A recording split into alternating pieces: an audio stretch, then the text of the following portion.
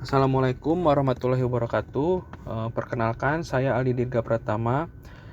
Kali ini saya akan memberikan penjelasan mengenai tugas besar saya pada mata kuliah manajemen proyek. Adapun judul yang saya buat pada tugas manajemen proyek ini adalah pembuatan sumur resapan yang ada di halaman gedung sate. Pada video ini, saya akan mengimplementasikan apa yang sudah saya pelajari pada materi Oracle, yaitu terdapat 4 bab. Untuk bab pertama, di sini saya akan menjelaskan bagaimana cara proses pembuatan pertama itu cara kita membuat nge-create suatu new project. Yang kedua, kita membuat struktur organisasi pada project itu. Kedua, bagaimana kita membuat WBS-nya.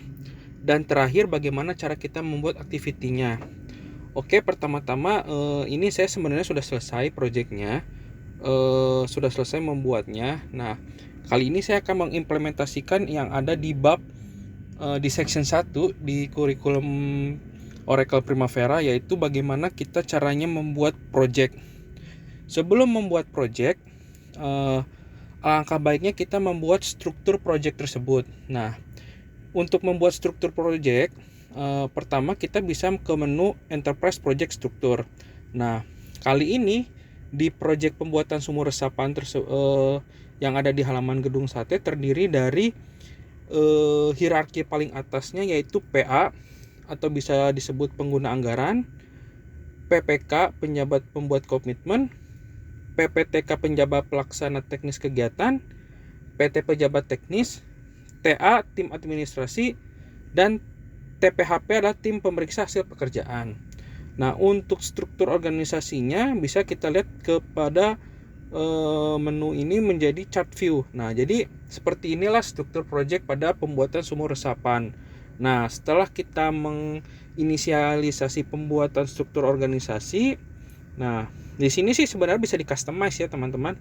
Jadi bisa kita tambahkan, bisa kita delete, atau bisa kita copy, atau bisa kita cut gitu. Jadi sesuai kebutuhan aja bagaimana yang di project teman-teman, bagaimana struktur organisasinya. Setelah kita membuat struktur organisasi tersebut, nah di sini tuh penting karena ketika kita sudah menginisialisasi struktur projectnya, nanti kita bisa menentukan pejabat manakah yang nantinya bertanggung jawab dalam pembuatan proyek.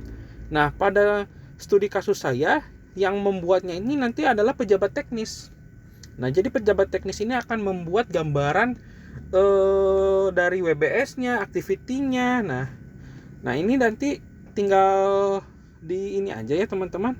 Misalnya di sini kita open nih. Nah, di sini kan kita kelihatan nih ya, yang tadi hierarki itu. Nah, sesuai yang tadi saya bilang di awal, pejabat teknis ini dia bisa melakukan pembuatan project. Nah, di sini projectnya adalah SR Gesat. SR Gesat itu adalah sumur resapan gedung sate. Oke, kita buka projectnya. Ya, nah untuk yang kedua, bagaimana cara kita membuat WBS. Setelah kita membuat projectnya, kita juga harus membagi-bagi, memecah-mecah si project itu menjadi beberapa bagian supaya memudahkan dalam pencatatan project tersebut. Untuk membuat WBS-nya kita bisa ke menu project, terus di sini ada menu WBS. Nanti bakal tampilannya seperti ini. Nah, untuk menambahnya itu ada di pojok kanan nih. Untuk tambah, jadi kita bisa ngeklik ini. Nah, nanti bakal keluar nih. Kita akan mau membreakdown seperti apa project pekerjaan kita gitu. Bisa kita namakan namanya seperti apa, terus kodenya seperti apa, aktivitinya ada berapa, nanti bisa kita buat di situ.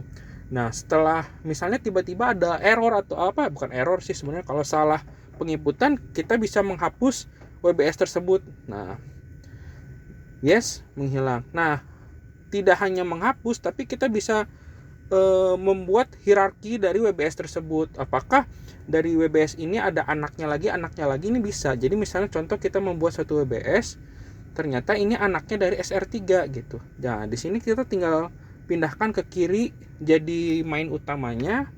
Kalau kita ke kanan jadi anaknya dari si SR3 begitu. Jadi bisa kita ubah posisinya ya. Ini untuk dari WBS-nya. Lanjut, setelah kita membuat WBS, nah nanti tampilannya itu akan seperti ini. Ini saya minimize dulu ya supaya memudahkan.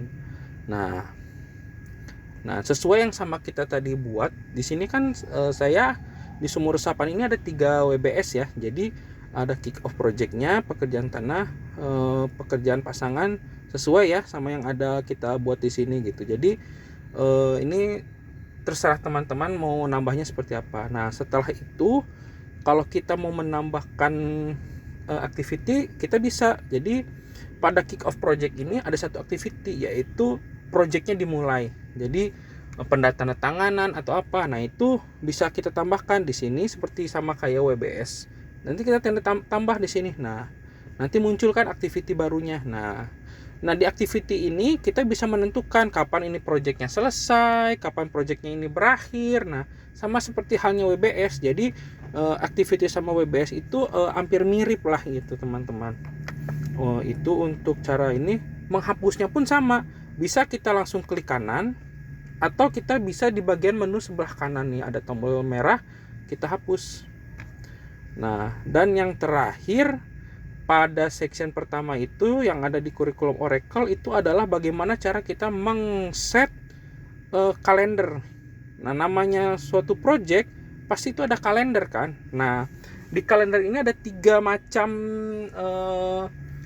button radio ya. Button radio ini jadi menentukan bahwa apakah si kalender itu bakal di-set secara global, jadi siapapun bisa menggunakannya, atau hanya orang-orang tertentu, atau hanya project-project tertentu teman-teman. Nah, untuk pembuatannya itu jadi kita bisa memodify yang sudah ada defaultnya, atau kita membuat baru. Nah, pada project sumur resapan ini karena ini konsepnya borongan, jadi kan nggak ada hari libur ya, jadi full satu bulannya 31 hari kerja atau 31 hari kerja. Nah, di sini kita bisa lihat ya, kita pengen modify lah gitu. Jadi bisa diatur ya di sini teman-teman, mulai dari jam kerjanya, mulai dari kapan dia liburnya. Jadi misalnya ada satu karyawan misalnya hari Senin Selasa masuk, terus Rabunya dia libur. Nah, itu bisa di-set di sini. Jadi dalam Primavera ini untuk penentuan jam itu sangat powerful ya teman-teman. Jadi bisa kita ngeset gitu. Nah, oke, mungkin dari section pertama materinya hanya itu aja. Pertama, bagaimana cara kita membuat WBS, bagaimana cara kita membuat activity, bagaimana cara kita membuat suatu project, bagaimana cara kita menentukan hierarki, dan terakhir bagaimana cara kita menentukan kalender. Mungkin dari video section pertama cukup sekian. Assalamualaikum warahmatullahi wabarakatuh. Ya, assalamualaikum warahmatullahi wabarakatuh. Kali ini saya akan melanjutkan untuk session 2 pada silabus yang ada pada Oracle Academy.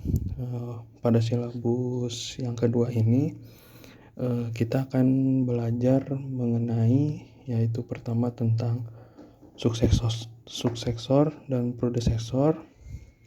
Lanjut itu ada constraint, terus juga bagaimana cara membuat role, dan bagaimana kita mengassign suatu activity kepada suatu role. Oke, pertama di sini kita tuh mempunyai 12 activity.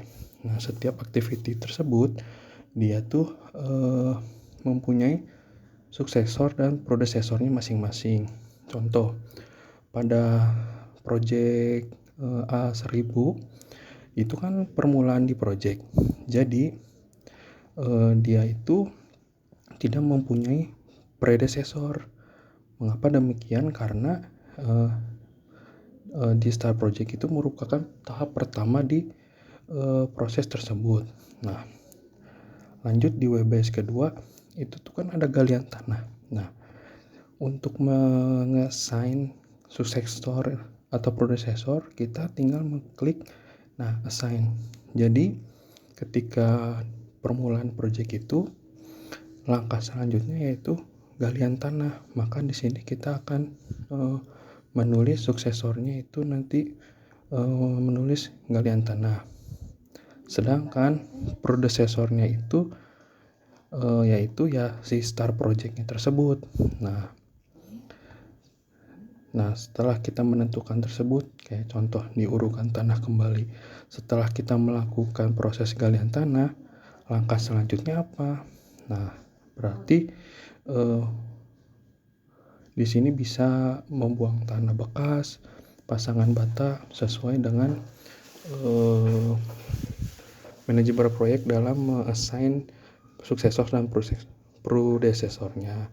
Nah, di itu pun kita bisa melihat relasinya, yaitu bisa first to first, finish to finish, finish to start, start finish, atau start to start. Nah, itu untuk suksesor. Lanjut, yaitu kita bisa mengassign role kepada suatu activity. Jadi pada satu activity kan kita harus punya penanggung jawabnya. Nah, untuk penanggung jawabnya kita mempunyai role. Nah, role tersebut itu tersendiri bisa kita buat sama seperti activity, seperti WBS. Untuk membuatnya sama, kita tinggal add. Nah, nanti di sini kita akan punya banyak defaultnya. Nah, setelah kita membuat, nah kita tinggal pilih mana yang kita butuhkan dan mana yang kita tidak butuhkan. Kalau kita tidak butuh, tinggal kita delete. Nah, misalnya ada yang kurang, tinggal kita tambah. Itu untuk role. Begitupun juga OBS. Nah, di OBS juga sama. Kita butuhnya apa, kita kurangnya apa, sama seperti itu. Nah, setelah kita membuat role-nya, nah kita tinggal assign aja project tersebut. Contoh di project galian tanah. Nah, di sini siapa nih yang bertugas menanggung jawabnya? Nah, di sini ada labor. Resource-nya ya. Nah, resource-nya itu ya penanggung jawabnya lah gitu. Nah, jadi pada proses section kedua ini ya kita bisa menentukan bagaimana cara membuat resource, bagaimana membuat role, bagaimana membuat OBS, dan bagaimana cara mengassign-nya. Nah, ini untuk OBS nih kita tinggal mengassign-nya dari sini. Untuk resource-nya kita tinggal pilih resource apa aja yang kita tersedia. Nah, misalkan di sini kan saya kan cuma satu nih penanggung jawabnya. Kalau kurang ya bisa kita tambahkan gitu. Misalnya contoh siapa. Nah, kita tinggal tambahin namanya siapa, ID-nya apa. Nah, itu tinggal kita tambahin aja. Mungkin dari section kedua itu aja dari saya. Selebihnya nanti akan ada di section berikutnya. Assalamualaikum warahmatullahi wabarakatuh. Assalamualaikum warahmatullahi wabarakatuh. Lanjut untuk section 3. Kali ini kita akan membahas mengenai bagaimana cara membuat constraint, bagaimana cara kita mengatur baseline, terus juga bagaimana cara kita mengatur budgeting, terus kita bakal menampilkan kurva S-curve, dan bagaimana cara kita membuat mengcustomize layout. Yang pertama, kita di sini akan mengatur budgeting. Untuk pertama di WBS tuh kita di sini sudah membagi 3 WBS. Nah, untuk beberapa activity ini mereka itu kan punya budgeting masing-masing ya, teman-teman. Kayak contoh untuk di galian tanah ini kita tuh ngebudgetin anggaran yang ada untuk activity galian tanah itu selama 6 hari itu ada 27 juta sekian. Nah, di sini untuk cost itu ada 4, yaitu budget aktualnya, remaining berarti sisanya, add complete-nya berarti total semuanya. Nah, karena project ini dimulainya tanggal 25 April dan itu finishnya tanggal 1 Mei, maka di sini kita bentuknya 100%. Nah, defaultnya untuk ini tuh dia tipenya durasi. Nah, di sini tuh komplit tipenya defaultnya adalah durasi. Kenapa di sini kita menentukannya ada basic? Karena pada project sumur resapan itu yang dilihat hasilnya itu berupa fisik. Jadi misalnya contoh kita membuat galian tanah, ya berarti terlihat fisiknya sudah berapa meter, sudah berapa Nah, itu terlihat. Makanya di sini kita nulisnya fisik. Nah, di sini di durasi ini kita menentukan timelinenya itu, karena kan di sini kan harusnya udah selesai ya, karena kita di sini ngeset bahwa mulainya start itu tanggal 25 April sampai 1 Mei. Jadi kenapa kita di sini nulisnya 100% ya karena emang sudah kelewat gitu. Bukan udah kelewat sih, emang udah projectnya udah selesai aja. Nah, jadi dari total budget 27 ini sisanya 0 karena sudah terpakai semua, jadi udah 100% lah dana terserap gitu. Ini untuk budgeting. Nah, di sini ada juga namanya constraint. Jadi constraint itu seperti kayak kita mengharuskan. Jadi misalnya contoh nih, ada suatu project manager ingin istilahnya primary lah, berarti yang harus segera diselesaikan. Nah, di sini kita bisa banyak macamnya ya, bisa as late as possible. Jadi paling telat tuh tanggal berapa, bisa harus finish tuh tanggal berapa. Jadi kita tuh di sini bisa ngeset. Jadi project ini mau nggak mau harus selesai. Nah, di sini kita ngeset. Misalnya contoh, kita pengen project galian tanah ini selesai tanggal 25 April. 25 April dah. Nah, ini tinggal kita set aja. Jadi mau nggak mau project ini tuh harus selesai tanggal 25 April. Kalau enggak ya berarti dia bakal molor atau nggak bisa lagi kerja nggak bisa lanjut untuk proses berikutnya gitu. Itu sih fungsi dari constraint.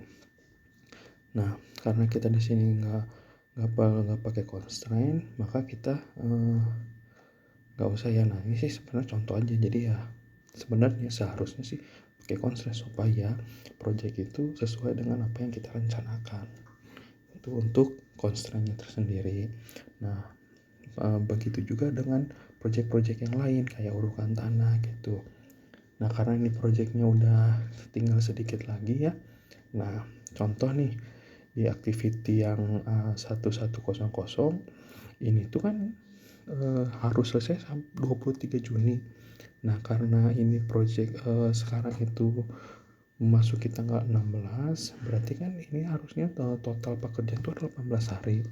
Nah, karena kita tuh baru berjalan 5 hari dan sisanya 8 hari, maka budgetnya pun dari total anggarannya 25 juta. Karena ini sudah berjalan 5 hari, berarti budget yang udah keluar tuh sekitar 10.448. Nah, berarti sisa budget yang ada pada anggaran pasang injuk tebal itu sisanya tinggal 7.941. Nah, jadi project manager bisa melihat total budget dan biaya yang sudah keluar dan biaya yang masih tersisa. Nah, lanjut di sini tuh kita bisa melihat S-curve-nya. Nah, fungsi S-curve-nya itu untuk memonitoring project itu udah jalan sampai sejauh mana gitu. Nah, untuk melihatnya dia tinggal kita set ada di menu sini ya. Nah, di menu sini kita bisa lihat nih bahwa projectnya itu kita sudah hampir menyentuh angka 500 juta ya budget totalnya. Nah, tapi baru yang terpakai itu sekitar 400 juta sekian. Berarti masih ada gap antara dana budgeting total, budget yang dianggarkan dengan budget yang sudah keluar nih. Berarti masih ada segap antara berapa ya sekitar mungkin 100 juta kurang lah gitu. Jadi nah di sini juga kelihatan grafiknya ya, dari bawah menanjak, nah mulai hampir landai gitu. Itu untuk ini. Nah, remainingnya ini gap antara yang 400 sampai yang budgetin total gitu. Jadi harusnya hijau ini sesuai, ini sama garisnya lurus sama yang kuning. Nah, jadi kita bisa membaca lah, istilahnya bisa merangkum project kita tuh budgetnya sesuai yang kita rencanakan atau tidak. Nah, untuk itu di sini juga kita bisa mengcustomize atau melihat dari kan di sini ada beberapa ya modelnya. Nah, ini sih defaultnya segini. Jadi kita melihat di sini activity-nya di sebelah menu sebelah kiri pojok kiri atas, di pojok kanan atas itu timeline-nya. Nah, kenapa sih di garis biru ini di bawahnya ada garis kuning? Nah, itu tuh sebenarnya fungsi bantuan, yaitu apa ya, kayak cerminan lah. Jadi kita melihat di sini bahwa project yang kita rencanakan itu yang kuning sesuai nggak? Nah, eh, bagusnya antara garis kuning yang di bawah ini sama garis yang biru ini harusnya rata. Nah, itu menandakan bahwa proyek itu tidak ada molor atau tidak ada keterlambatan. Jadi itu kayak kita mencerminkan lah. Jadi kita sebagai project manager bisa melihat ternyata proyek kita tuh sesuai atau enggak sih sama apa yang kita rencanakan. Nah, untuk mengsetnya itu kita ada di sini maintain baseline gitu. Jadi nah di sini nih kita ngeset nih. Jadi kita tuh pengen memonitoring si project kita sendiri sesuai nggak apa yang sama kita rencanakan gitu. Nah, kita menambahin. Nah, ini kita pilih aja menu yang paling atas. Nanti oke. Nah, nanti di sini kita tinggal atur mau apa. Nah, karena di sini kita pengen menentukan sesuai nggak planning kita sama yang aktualnya. Nanti kita tinggal pilih ini aja gitu. Nanti tinggal kita klik. Nah, udah, terus lanjutnya kita tinggal set nih di sini. Nah, karena ini kan tinggal kita cakra aja. Kalau yang belum ngeset berarti di sininya nggak akan ke cakra gini, tinggal kita set terus kita oke. Nanti dia akan muncul nih. Nah, itu sih. Nah, selanjutnya di sini kita bisa mengcustomize nih layout ini. Sebenarnya sih untuk layout sudah disediakan oleh Primavera. Jadi kita tinggal memilih kita pengen layoutnya seperti apa. Cuma karena kebutuhan untuk tugas, jadi saya di sini mengsetnya ya seperti ini. Karena di sini kita membutuhkan table PV, EV, AC. Untuk PV itu adalah plan value, EV itu untuk earn value, AC itu untuk actual cost. Di sini ada ya banyak. Nah, jadi sih sebenarnya ini untuk tabel bantu. Masih banyak sebenarnya bisa kita tampilkan. Tinggal kita klik kanan, kolom. Nah, di sini banyak ya apa aja yang mau kita tampilkan. Karena keperluan saya hanya seperti ini, jadi saya hanya menampilkan menu-menunya ya ini aja gitu. Jadi ini bisa kita kurangi, bisa kita tambahi gitu sesuai dengan kebutuhan aja. Nah, jadi untuk di season 3 ini itu aja yang bisa saya sampaikan. Ya, itu pertama ya kita bisa melihat S-curve-nya, terus juga kita bisa mengconstrain yaitu strict sama apa yang kita udah rencanain. Jadi kita tidak menginginkan pekerjaan kita molor gitu. Terus yang kedua, kita bisa mengcompare pekerjaan kita dengan apa yang sudah kita rencanakan. Nah, untuk di session 3 sekian dari saya. Assalamualaikum warahmatullahi wabarakatuh. Assalamualaikum warahmatullahi wabarakatuh. Lanjut untuk section terakhir pada pengaplikasian schedule yang ada di Primavera. Di sini kita menggunakan studi kasusnya yaitu project yang sedang saya kerjakan. Oke, pada section terakhir ini kita akan mengimplementasikan bagaimana cara memasukkan dokumen.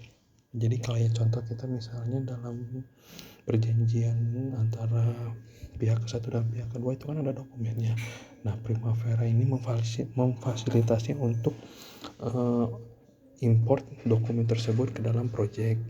Nah, yang kedua, terus setelah project ini kita bikin, kita kan harus mempunyai outputnya ya, laporan kepada atasan ya. Jadi di project ini kita juga bisa memberikan hasil printout atas project yang telah kita kerjakan. Dan terakhir itu kita bisa membandingkan. Jadi misalnya dalam suatu project itu ada project 1, ada project 2. Nah, itu tuh kita bisa bandingkan projectnya dari mulai activity-nya,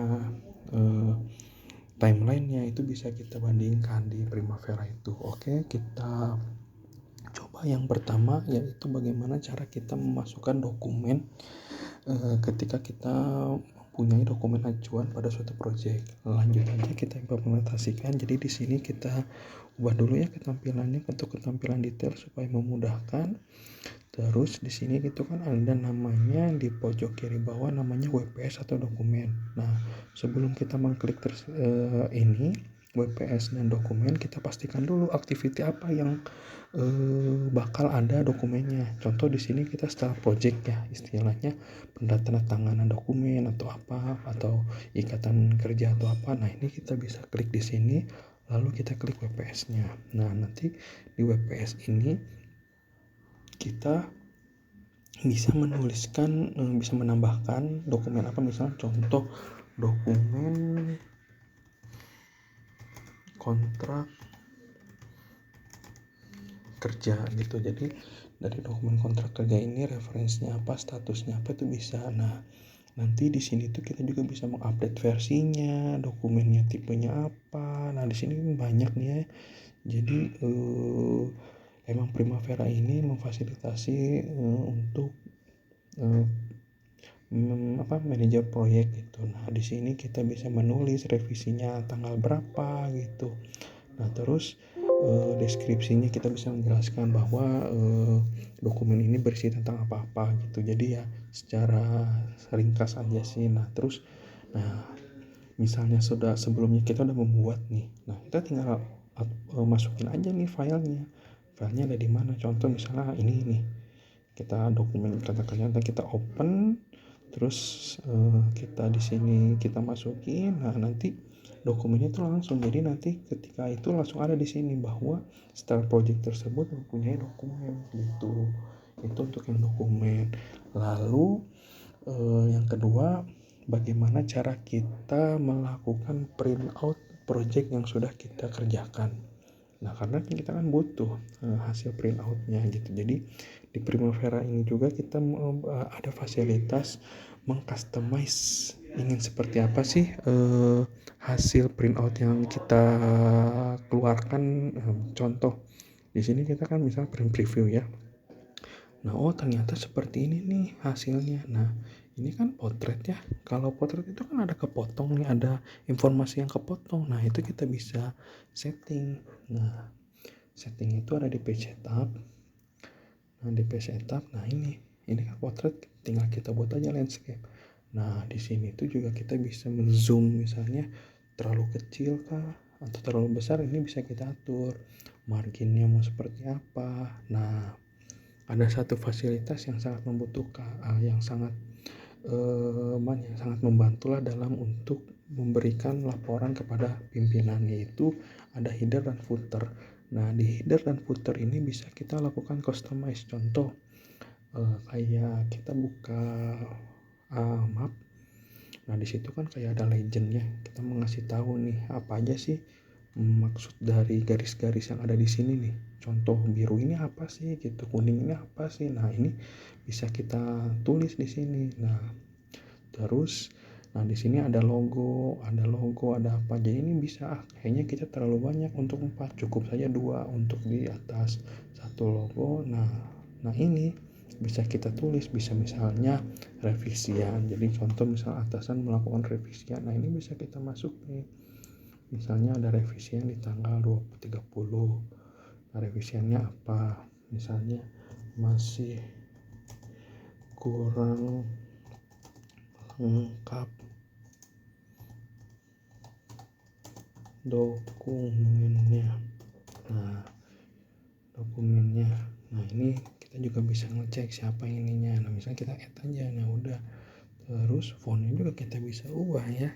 Jadi emang bisa kita bisa oke aja. Nah, nanti setelah kita atur, kita coba kita print preview hasilnya seperti apa. Nah, di sini kelihatan kan. Nah, jadi untuk yang biru ini apa, yang di kuning ini apa, yang biru ini apa, yang hijau ini apa. Nah, di sini juga kelihatan kan revisinya, date-nya apa gitu. Nah, ini sih untuk print preview. Misalnya contoh kita pengen ngeprint ya, kita print tapi hasilnya dalam bentuk contohnya biar kelihatan enaknya, biar ada grafiknya. Di sini kita bisa pengen print tapi dalam bentuknya PDF. Nah misalnya nanti tuh bisa kita misalnya cek hasil print out Primavera 6 ya. Nanti kita save, nanti kita coba ya, kita lihat tuh selesai. Kita tinggal buka foldernya, di download tadi. Nah tuh, jadi di sini kita bisa ngeliat tuh, kita bisa tahu nih bahwa hasil print out kita seperti ini gitu. Itu untuk print out. Nah yang terakhir di sini tuh ada satu fungsi untuk membandingkan jadi project satu dengan project kedua, yaitu di sini ada namanya schedule comparison. Jadi schedule comparison itu kita ingin memperbandingkan antara project kita yang lama atau project yang baru atau project yang akan datang. Itu bisa kita, cuma syaratnya kita harus membuat dulu project itu, project pembandingnya gitu. Bisa kita ekspor dari teman rekan kerja kita. Nah, jadi di sini kita bisa lihat apa nih yang perbedaannya gitu. Contoh di sini kita akan membuat suatu contoh aja ya, tes aja ya, tes perbandingan project misalnya project ya. Nah terus di sini kita option apa aja nih projectnya. Di sini kan yang tadi ya di section pertama kita pernah membahas tentang hierarki project tersebut. Nah siapa sih yang ngebuat projectnya?